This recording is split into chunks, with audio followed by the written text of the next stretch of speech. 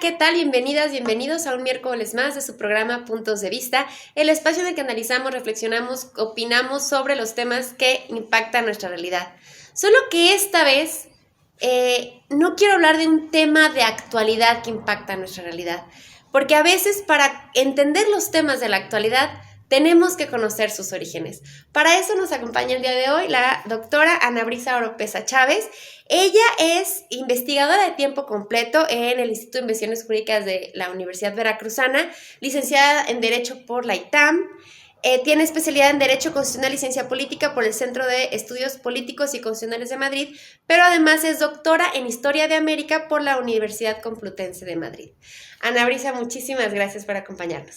Al contrario, Monse, de verdad que la honrada y quien está muy contenta soy yo de que por fin hayamos podido haber cuadrado este encuentro que teníamos pendiente desde hace mucho y estoy súper contenta de poder estar aquí contigo. Así es, y es que además yo algo que quiero compartir con la audiencia es que la historia siempre es algo interesante de aprender, pero nada enamora más de la historia que hablar con una persona que te lo cuente como chisme. Y nada enamora más de la historia que tener una maestra de historia de México en la que nunca voy a olvidar esa escena en la universidad en la que estábamos todos con nuestras laptops en ese entonces y se escuchaban los teclados cuando la maestra de historia, la maestra Ana Brisa Oropesa, nos empezó a narrar la entrada de Hernán Cortés a Tenochtitlan con sus colores dorados.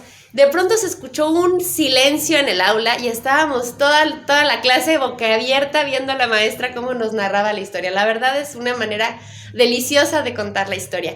Por eso es que tenía yo tantas ganas de hacer esta plática, porque hemos hablado mucho en este programa sobre el juicio de amparo, cómo funciona, los impactos que ha tenido la reforma de amparo, pero creo que sí es muy importante conocer los orígenes del amparo, del Poder Judicial.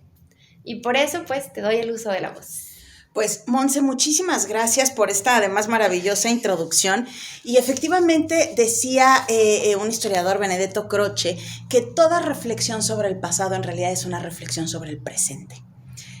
Así que justamente con esa línea yo voy a pues hacer a lo mejor algunas reflexiones precisamente desde el pasado para ver si podemos encontrar alguna línea que nos ayude a entender mejor tanto la reforma al Poder Judicial y justamente al juicio de amparo.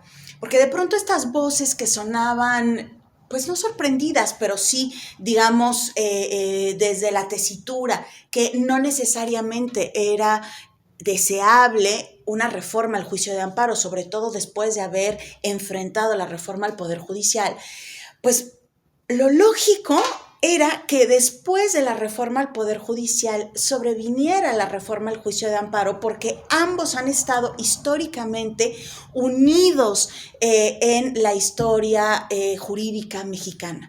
Entonces, la reforma al juicio de amparo, la verdad es que era lo lógico que iba a sobrevenir a una reforma al Poder Judicial.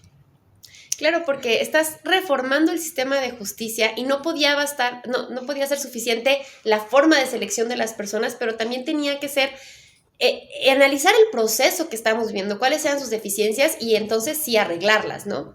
Y pues también algo que he aprendido mucho de la historia es que la historia tiene un aspecto cíclico, es decir, de una u otra manera los ciclos en la historia de la humanidad se repiten. Escuchaba hace poco a un historiador, Juan Manuel Zunzunegui, que decía, si ciertos personajes de la historia no hubieran existido, no importa, hubieran sido otros y la historia hubiera seguido su curso porque los elementos de la historia ya estaban dados para que llegara un revolucionario, un Napoleón Bonaparte e hiciera lo que tenía que hacer. Y aquí en México, pues, tenemos que una nación federal representativa que se formó con una constitución de 1824 y ahí es donde decimos, se separan los poderes. ¿Cómo está todo este contexto histórico? O sea, en realidad el punto de arranque habría que retrotraerlo un poco más, o sea, no en 1824, que desde luego es un momento fundamental para comprender el sistema político que tenemos hoy en día, pero digamos que se habían presentado algunos acontecimientos antes de 1824 que probablemente nos ayuden a entender. El primero de ellos es la Carta o la Constitución de Bayona de 1808. Digamos, este instrumento, este cuerpo jurídico que además siempre es un poco menospreciado, ¿no? Porque dado el esplendor de la Constitución de Cádiz de 1812, normalmente opaca a la Constitución de Bayona de 1808, que es además una constitución que fue promulgada por Napoleón Bonaparte, o sea, para su hermano, ¿no? Para José Bonaparte, para Pepe Botella. Va a ser la primera vez que diputados indianos, referidos a los diputados que representaban a los territorios americanos, van a ser llamados a cortes. Entonces, solo por ese hecho ya valdría la pena detenerse a analizarlo. Es la primera vez que la voz de estos representantes de los territorios americanos va a ser tomada en consideración. Pero además, la Constitución de Bayona, efectivamente, la justicia va a seguir siendo impartida en nombre del rey, pero dentro de un contexto cuasi constitucional. O sea, todavía no, desde luego, no podemos hablar de un texto constitucional como será el texto de la Constitución de 1824, pero digamos sí, ya vamos a tener algunos elementos primigenios. Luego, claro, la Constitución de Cádiz, que ya francamente, nuevamente se va a seguir impartiendo justicia en nombre del rey, pero ahí sí ya con una mención clara y expresa que se imparte justicia en nombre del rey, pero respetando la Constitución. Y todavía no podemos hablar de una división de poderes clara en el texto constitucional, aunque ya desde luego el ambiente ilustrado ya nos decía que hacia allá iba, y hay muchos elementos que se pueden rastrear en la Constitución de Cádiz que iban encaminados precisamente a una división de funciones. Okay. O sea, que digamos íbamos encaminados hacia allá. Luego podemos ver, y creo que es importante también rescatarlos, los intentos o los esfuerzos o las propuestas de la insurgencia que van a culminar en la Constitución de Apatzingán de un Tribunal Superior de Justicia. Ahí sí ya con una propuesta de división de poderes y encaminado a un poder judicial. Hasta llegar ahora sí a 1824, que digamos va a ser una discusión que no va a ser nueva en ese sentido. O sea, efectivamente 1824 marca el inicio de una nación independiente, constitucional, federal, con una división de poderes, pero la discusión, digamos que ya llevaba al menos una década de estarse fraguando. Y además, muy en particular, porque cuando hablábamos sobre el contenido que podíamos discutir el día de hoy, pues hablábamos de un poder judicial en Veracruz. Y quizá lo más interesante o lo que valdría la pena decir es que hay una gran cantidad de estudios en materia de historia constitucional, un poco menos en materia de historia del poder judicial, mucho menos que de historia constitucional, pero si entramos al estudio de historia del poder judicial local, en particular del estado de Veracruz, bueno, ya, aquí ya sí nos alcanzan los dedos de las manos y nos van a sobrar algunos, porque en realidad es un campo de estudio que está esperando a que a lo mejor algún historiador constitucionalista, o quizá no, quizá mejor no, que un historiador del derecho entre a hacer este análisis necesario, urgente, sobre cómo se ha desarrollado la historia del Poder Judicial en Veracruz, o en general la historia jurídica local de Veracruz. Claro, porque aparte tenemos esta idea de los poderes judiciales, pero la idea que tenemos ahora concebida nace de la Revolución Francesa, Montesquieu, son 3 poderes diferentes, pero como decías, ha habido una repartición de funciones y han habido jueces que han impartido la justicia en nombre del rey a través de toda la historia, y a veces pareciera que cuando uno tiene el conocimiento de algo, antes no había nada, ¿no? Sí, totalmente. Y eso ocurre mucho en México porque tenemos esta idea que la historia jurídica de México, a ver, en sentido estricto, claro, nace en 1821 con el proceso de independencia porque nace México como país. Pero eso no significa que la historia jurídica, ni siquiera la historia constitucional haya nacido en esa fecha. Digamos, hay mucho que recorrer, no necesariamente desde la óptica de las continuidades, que siempre son muy peligrosas, pero sí desde la óptica de los contextos. Entonces, todas esas discusiones que van a dar nacimiento a la Constitución de octubre de 1824 y a la de junio de 1825 en Veracruz, se desarrollan en un contexto donde hay una serie de discusiones en México y en otras latitudes sobre el tema de la configuración del Estado. Cómo pensar, cómo hacer esa distribución de funciones, de poderes, los pesos y contrapesos que hablábamos de Montesquieu, pero cómo hacerlo realidad. Y en ese sentido, pues la verdad es que también tendemos a pensar que toda la historia del derecho en México es historia constitucional. Y la verdad es que no es así. Y creo que ha sido una de las razones por las cuales las historias jurídicas locales tienden a diluirse o tienden a meterse en la misma bolsa que la historia constitucional, general o nacional. Y eso no es, digamos, está lejos de ser exacto. Y también creo que se ha perdido una gran oportunidad de generar estudios locales, desde luego no solo de Veracruz, sino de todas las regiones que luego y de los estados, digamos, que han surgido o que surgieron en ese momento a la independencia. Y sobre todo la posibilidad de rescatar qué es lo que esos estados le aportaron a la discusión nacional, a la discusión general. Se olvida, por ejemplo, que Veracruz no terminó su proceso de independencia, no en 1821, no en 1824, sino hasta 1825 con la rendición de San Juan de Ulúa. Nosotros tuvimos guerra en territorio veracruzano hasta la rendición de San Juan de Ulúa en noviembre de 1825. Justamente para los veracruzanos se van a conmemorar 200 años de verdadera independencia, porque aquí en Veracruz fue donde se tuvo el último bastión español. Y entonces, bueno, de pronto parecería, bueno, y claro, la siguiente pregunta sería, oye, ¿y el hecho de tener guerra en Veracruz influyó en su proceso de elaboración de la Constitución? ¿Cuáles fueron las discusiones que se suscitaron sabiendo que se tenía un frente abierto? Uh-huh. Y bueno, claro, uno podría acercarse a ese tema histórico también desde la óptica jurídica. Y sí, bueno, la primera gran discusión fue ¿quién pone el dinero?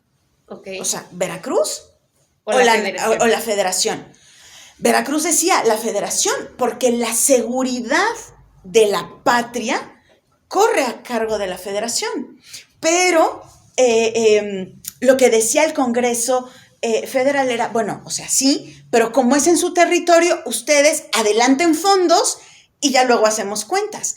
En un territorio o en una nación que tenía grandes necesidades de dinero, que tenía grandes necesidades financieras. Claro, y esa era la discusión, por ejemplo, entre los federalistas de Estados Unidos, Alexander Hamilton y los que estaban en su contra. Alexander Hamilton era, la federación tiene que absorber lo que es de todos, ¿no?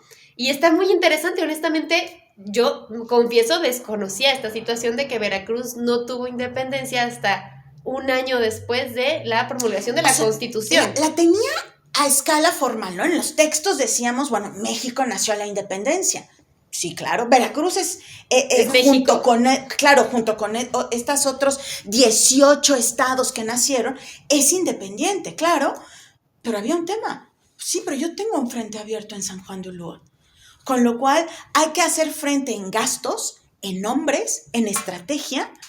Y entonces sí, somos independientes, pero ¿quién está poniendo el dinero, los hombres, los recursos para que ese frente, que además cuando uno lee las cartas, los discursos, en realidad es la puerta para que España vuelva a entrar? Es decir, el peligro que genera tener este frente abierto no nada más es para Veracruz, es para toda la federación. Y eso explica por qué las capitales de Veracruz en su momento han sido Orizaba y Jalapa, pero ¿por qué no es Veracruz? Sépanlo en la República, Veracruz no es la capital de Veracruz. Claro, porque luego algún niño despistado seguramente podría pensarlo, ¿no? Claro, ya hay una prohibición expresa para que toda ciudad de puerto no pueda ser capital de un estado, porque además a lo largo de todo el periodo virreinal evidentemente nos llegaron de todos, piratas, filibusteros, toda esa fauna, digamos que hoy subsumiríamos en el término general pirata, pero que en realidad había una gran cantidad de malhechores del mal, pues evidentemente llegaron a Veracruz, a Campeche, a Acapulco, bueno, llegaban representando un peligro muy importante.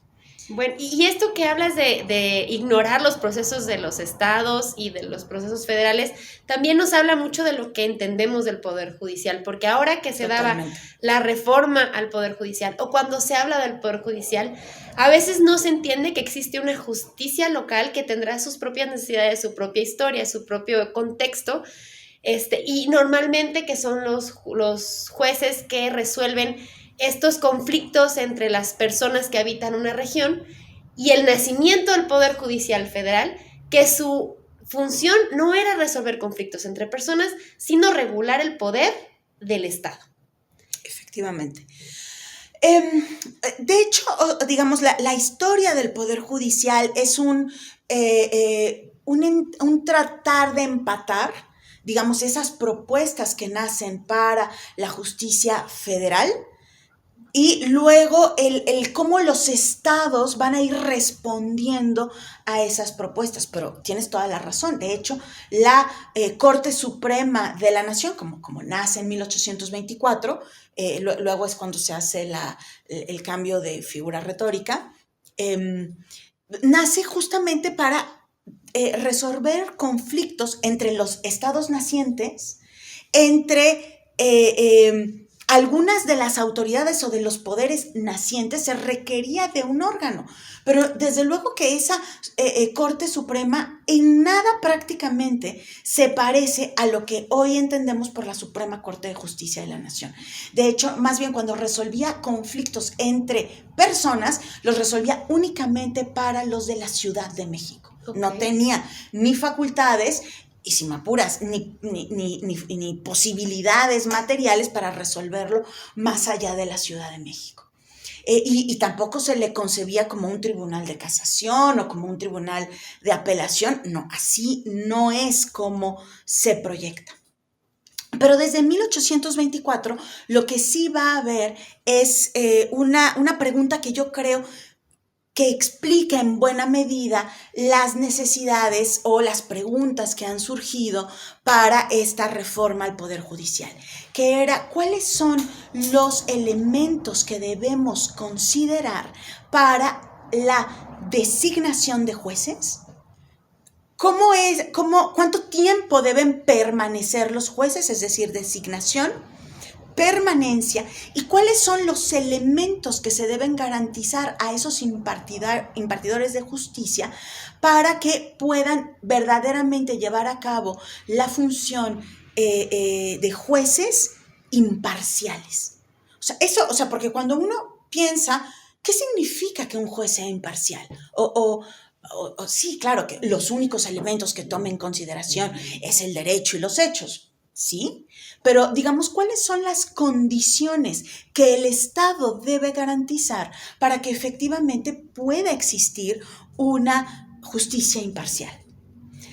Y de pronto también cuando uno escucha las opiniones que se han vertido a lo largo de estos últimos meses, de pronto también me da la impresión de que se quiere pensar en los jueces como si fueran unos seres que son pues una suerte de iluminados y que están exentos de su dimensión política. Y eso no es real. O sea, los jueces forman parte de los órganos del Estado y por supuesto que tienen una dimensión política. Lo que ocurre es que esa dimensión política no puede o no debería permear en su designación, en su permanencia y en el fondo de sus resoluciones. O sea, pero bueno, más allá de eso, pues claro que son personas que seguramente tienen sus filias y sus fobias, que también van a votar el día de las elecciones, pero el tema es cuáles son las condiciones que el Estado debe garantizar para que esa dimensión política no permee en la resolución, en sus resoluciones. Tengo entendido, por ejemplo, que en tiempos medievales se llegaba a creer que los jueces tenían que estar tipo como los sacerdotes, no tener descendencia o estar aislados para poder entonces decir, como vive encerrado y nadie sabe quién es, no va a tener influencias externas. Y creo que también en eso justificaban la figura de los jueces sin rostro que se proponía con la reforma judicial, pero a veces decir, vamos a buscar esa forma de garantizar la independencia, pero eso daba lugar a otros vicios, a otras consecuencias. ¿Y cuáles fueron como las medidas que se empezaron a implementar en México cuando se dijo vamos a poner este poder judicial? ¿Cómo era inicialmente este poder judicial? A ver, o sea, en el tiempo virreinal, cuando traes a colación esto de los jueces medievales, por ejemplo, en los tiempos virreinales, los jueces de las audiencias, los oidores, en fin, o sea, ellos, por ejemplo, no podían contraer matrimonio con mujer que habitara en la misma jurisdicción, ¿no? En la que ellos tenían facultad. Tampoco podían recibir obsequios y, entre otras muchas medidas que se implementaban precisamente buscando esta imparcialidad y luchando contra la sempiterna corrupción. En 1824, que es cuando inicia en realidad vamos a pensar al Poder Judicial, ¿cuáles son las condiciones que tenemos que garantizar? Pues se plantearon, ¿cuál es el sistema, cuál debería ser el sistema para designar a los jueces? Entonces, para los ministros de la Suprema Corte, había en 1824, los tenían que votar la mayoría de las legislaturas locales. Okay. Entonces, bueno, pues las legislaturas locales llevaban a cabo su votación, las remitían a la legislatura general y ya la legislatura general hacía este concentrado y emitía quienes habían llegado al cargo de ministro. Y en paralelo, y es lo que yo te comentaba, bueno, y luego los estados paulatinamente tenían que ir pensando o repensando cuáles eran los sistemas que tenían ellos ya estipulados. Y la verdad es que a lo largo de toda la historia del México virreinal y del México independiente, o sea, de Nueva España y del México independiente, lo que hay es también no una lucha, pero sí una regulación de los poderes locales. Durante el periodo virreinal, por la lejanía que existía de los reyes hacia sus posesiones ultramarinas, que implicaban una administración extraordinariamente compleja, pero ya en el México independiente también era cómo luchamos contra los poderes fácticos. ¿Cómo hacemos para poner en cintura a los gobernadores, presidentes municipales, o sea, alcaldes, que todo ello permea evidentemente en la configuración de los tres poderes? O sea, Veracruz nace en 1824, por ejemplo, con un congreso bicameral. Teníamos diputados y senadores. Okay. Y ellos, desde luego que también en la Constitución de junio de 1825, ambas cámaras debían nombrar al titular del Poder Judicial del Estado de Veracruz. y bueno, que se llamaba Ministro Superior de Justicia, que en ese momento eran 4, y ya el resto de los jueces entraban dentro de un mecanismo que de manera local se estipulaba y que tenía que, cuya lógica era apegarse a la Constitución. Veracruz ha tenido varias constituciones, varias. O sea, existe incluso la discusión de cuántas de esas constituciones han sido reformas y cuántas han sido nuevas constituciones. Y la verdad es que no nos hemos puesto de acuerdo. Hay quienes dicen, oye, en realidad solamente hemos tenido 3, otros que 5, y otros, bueno, pues que en realidad hemos tenido más de 5. Tenemos la Constitución del 31, la del 48, la del 50, la del 57, la del 71, la del 73, la del 1902 y 1917, hasta llegar, que tuvo varias reformas, hasta llegar a la Constitución del 2000, que por cierto coloca a Veracruz también como uno de los estados que aporta a la discusión constitucional federal, a la discusión nacional, porque en el 2000, antes de la reforma del 2011 en materia de derechos humanos, Veracruz ya había estipulado un catálogo de derechos mucho más amplio del que tenía la Constitución de 1917 en ese momento.